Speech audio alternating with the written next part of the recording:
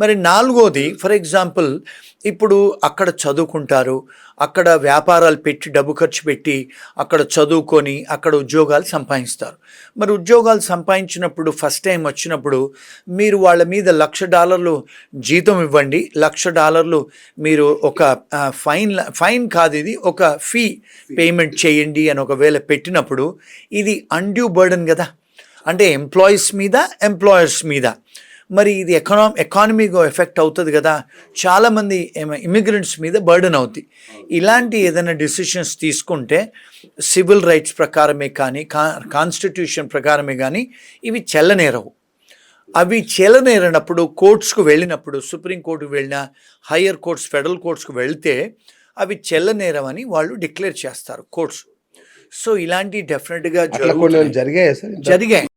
పాస్ట్లో ఈయన ఇచ్చిన ఎగ్జిక్యూటివ్ ఆర్డర్స్ని క్యాన్సిల్ చేసే సందర్భాలు ఉన్నాయి, చాలాసార్లు అయినాయండి. మొన్న 4-5 నెలల కింద కూడా వీసాలు రద్దు చేయమని చేసినప్పుడు కూడా చాలా కోర్ట్స్ స్టే ఇచ్చారు.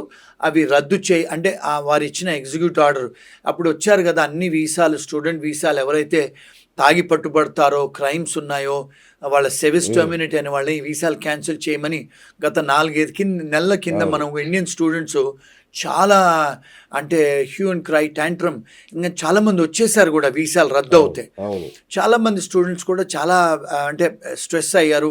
చాలామంది లాయర్స్ దగ్గరికి వెళ్ళారు, ఫెడరల్ కోర్టులోకి వెళ్ళి సూట్లు ఫైల్ చేశారు, లా సూట్స్ అమెరికన్ గవర్నమెంట్ మీద. కొన్ని జడ్జిలు స్టే ఆర్డర్ ఇచ్చారు, చెల్లనేరం అని కూడా డిక్లేర్ చేశారు. ఇలాంటివి తరచుగా జరుగుతుంటాయి అమెరికాలో, ఎందుకంటే రూల్ ఆఫ్ లా అనేది ఉంది, ఎందుకంటే అవి చెల్లనేరవు కూడా. అంటే ఇది నా analysis. Sir as on today sir నాకు ఇంకొకటి క్లారిటీ ఇవ్వండి. ఇప్పుడు ప్రస్తుతం ఆల్రెడీ H1B వీసా మీద ఉన్న వాళ్ళు రెన్యువల్ కానీ ఎక్స్టెన్షన్ కానీ ఏమైనా ప్రాబ్లం ఉంటుందా?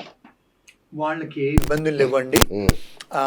ఇప్పుడు H1B ప్రాసెసింగ్లో ఉన్న వాళ్ళు కూడా ఏ ఇబ్బందులు లేవు, ప్రాసెసింగ్లో ఉన్న వాళ్ళు కూడా ఇబ్బందులు లేవు. నెక్స్ట్ ఇయర్ ఎవరైతే వస్తారో, నెక్స్ట్ ఇయర్ మన దేశాల నుంచి, ఫారిన్ కంట్రీస్ నుంచి ఎవరైతే వస్తారో వాళ్ళు వచ్చే వాళ్ళకి ఆ నిబంధనలు పెట్టారని ఆ ప్రొక్లమేషన్. అంతేనండి, ఇప్పుడు ఉన్న వాళ్ళకి ఇబ్బందులు లేవండి అక్కడ. రైట్. ఇప్పుడు మీరు ప్రొక్లమేషన్ అన్నారు కదా సార్, ఇది ట్రంప్ ఉన్నంత కాలం ఉండాల్సిందే, లేదంటే ఏది కోర్టు కనుక రద్దు చేయకపోతే ట్రంప్ ఉన్నంత వరకు ఉంటుంది, గవర్నమెంట్ మారాక వెళ్ళిపోతుందా లేదంటే కంటిన్యూ అవుతుందా ఒకవేళ కోర్టులు అనుకూలంగా ఇవ్వలే తీర్పు? గుడ్ క్వశ్చన్ అండి.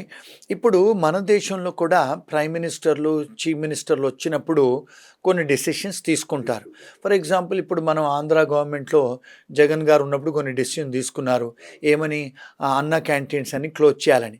మరి వారు వెళ్ళిన తర్వాత మళ్ళీ చంద్రబాబు నాయుడు గారు వచ్చిన తర్వాత మళ్ళీ ఓపెన్ చేశారు కదండి. అదేవిధంగా ఎప్పుడైతే గవర్నమెంట్ మారుతుందో, గవర్నమెంట్ పాలసీస్ మారుతాయి, డెసిషన్స్ మారుతాయి, వాళ్ళు అవి ఓవర్ రూల్ చేసి మళ్ళీ కొత్త ప్రొక్లమేషన్స్, కొత్త ఎగ్జిక్యూటివ్ ఆర్డర్స్తో వస్తాయి. ఇప్పుడు అమెరికాలో చూస్తే బైడెన్ గారు చేసిన డెసిషన్స్ అన్నీ రద్దు చేసి అవన్నీ ఓవర్టర్న్ చేసి కొత్త ప్రొక్లమేషన్స్తోని, కొత్త ఎగ్జిక్యూటివ్ ఆర్డర్స్తోని ట్రంప్ గారు వస్తున్నారు. అంటే ప్రతి గవర్నమెంట్ మారినప్పుడు, వాళ్ళ అడ్మినిస్ట్రేషన్ మారినప్పుడు పాలసీస్ చేంజ్ అవుతాయండి. వారు ఉన్నంతసేపు ఉండొచ్చు ఇది. Okay, right sir. National interest exemption అని ఇంకొకటి చెప్పారు. సో ఏంటి అది? ఓన్లీ నోబెల్ లారెట్స్కేనా లేదంటే పెద్ద పెద్ద కంపెనీల వాళ్ళకేనా, అందరికీ వర్తిస్తుందా? అది ఇది ఇంట్రెస్టింగ్ క్వశ్చన్ అడిగారండి. నేషనల్ ఇంట్రెస్ట్ వేవర్ అంటారు దాన్ని.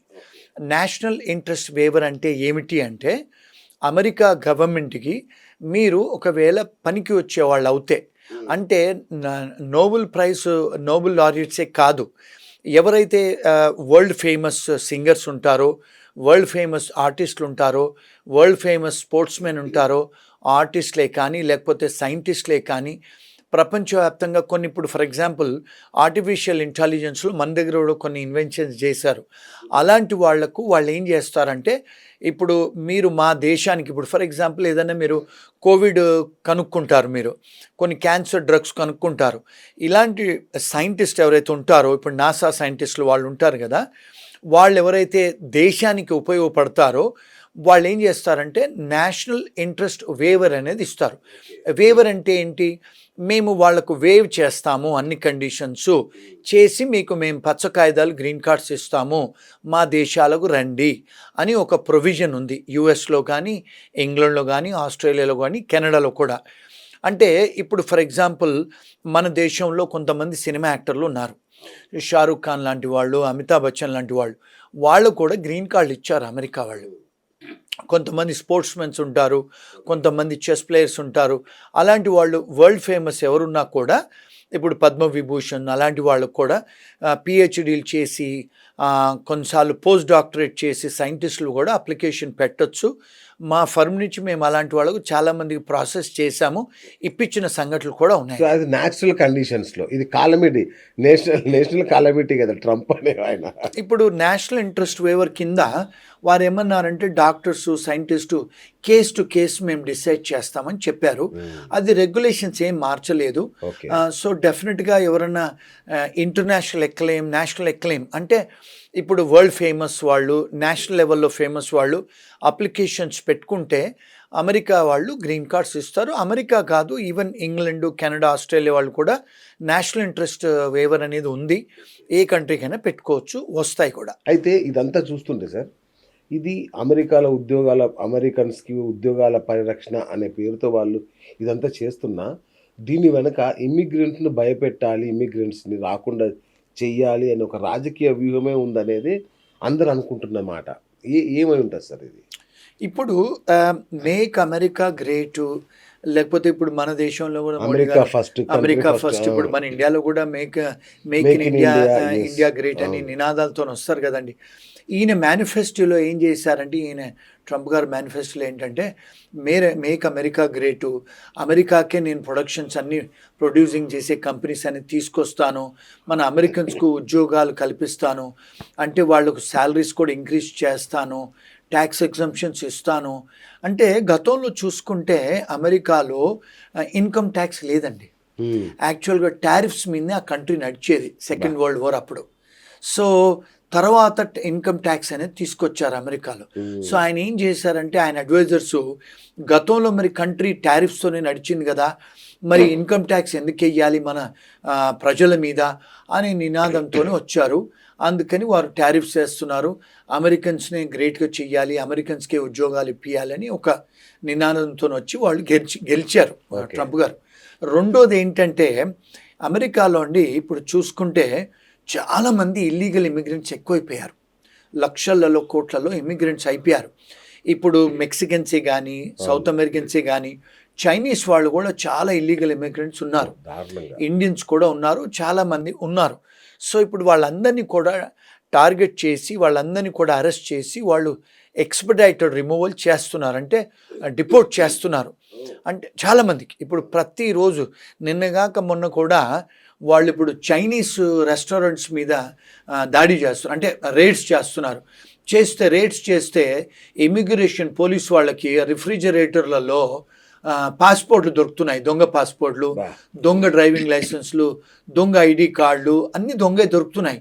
మరి వాళ్ళు ఏం చేస్తున్నారంటే, ఇప్పుడు అన్ని చైనీస్ రెస్టారెంట్ల మీద రేడ్ చేస్తే అమెరికా మొత్తంలో దానికి మనీ లాండరింగ్ కూడా చేస్తున్నారు చైనీస్. మనీ లాండరింగ్ కాకుండా even drug offences, drug trafficking, drug cartels కూడా ఉన్నాయంట. ఇప్పుడు విపరీతమైన అంటే క్రైమ్ బయటపడుతుంది. గతంలో వీళ్ళు ఏమనుకునే వాళ్ళు అంటే, ఈ డ్రగ్ కార్టెల్స్ అంతా కూడా సౌత్ అమెరికన్సే చేస్తున్నారు అనుకునేవాళ్ళు, కానీ ఇప్పుడు చూస్తుంటే చైనీస్ వాళ్ళు కూడా చేస్తున్నారు. మరి ఇప్పుడు లీగల్ ఎన్ఫోర్స్మెంట్ ఎక్కువ అవుతుంది, వాళ్ళందరినీ పట్టుకుంటున్నారు ఇప్పుడు. అంటే ఒక్క ఇండియన్స్ టార్గెట్ ఏం లేదండి అక్కడ, ఎందుకంటే ఇండియన్స్ కూడా కొంతమంది ఉన్నారు మన వాళ్ళు, అంటే గుజరాతీసు, పంజాబీసు, కొంతమంది తెలుగు వాళ్ళు, సౌత్ ఇండియన్స్ కూడా ఇల్లీగల్గా రోడ్ అంటే క్రాస్ ఉన్నారు. సో అంటే స్టూడెంట్సే కానీ H1B వాళ్ళని ఎందుకు తను తీసుకున్న డిసిషన్స్ ఎఫెక్ట్ అవుతున్నాయంటే 70+% మన ఇంటర్నేషనల్ స్టూడెంట్స్ ఇండియన్సే, అంటే డబ్బు ఖర్చు పెట్టుకొని చదువుకోవడానికి పోయిన వాళ్ళు, తర్వాత కాస్త చైనీస్, వేరే కంట్రీస్ వాళ్ళు. మరి H1B ప్రోగ్రామర్స్ కూడా మన వాళ్ళే, ఎందుకంటే హైటెక్ ఐటీ ప్రొఫెషనల్స్ అంతా మన వాళ్ళే. 70-75% మన వాళ్ళు. మరి మాస్టర్స్ ఇన్ కంప్యూటర్ సైన్స్ చేస్తే మరి ఉద్యోగాలు మన వాళ్ళే కదా తీసుకునేది. రెండోది ఏంటంటే, మనం అర్థం చేసుకోవాల్సింది, మోర్ దెన్ 70% ఐటీ కంపెనీస్ మన ఇండియన్సే రన్ చేస్తారండి. ఐటీ ప్రొఫెషనల్స్ కూడా మోర్ దెన్ 70% మన వాళ్ళే ఉన్నారు. సో టెక్నాలజీ వర్కర్స్కి ఏదన్నా డెసిషన్ తీసుకుంటే మెజారిటీ ఎఫెక్ట్ అయ్యేది మన ఇండియన్స్కే. సో మన మీడియా వాళ్ళు, మన పాలిటీషియన్స్, మన వాళ్ళు అందరూ ఏమనుకుంటారంటే ఇండియన్ టార్గెట్ చేస్తున్నాడా అని ఒక క్వశ్చన్. Okay. ఎందుకంటే ఎఫెక్ట్ మన మీద ఎక్కువ పడుతుంది.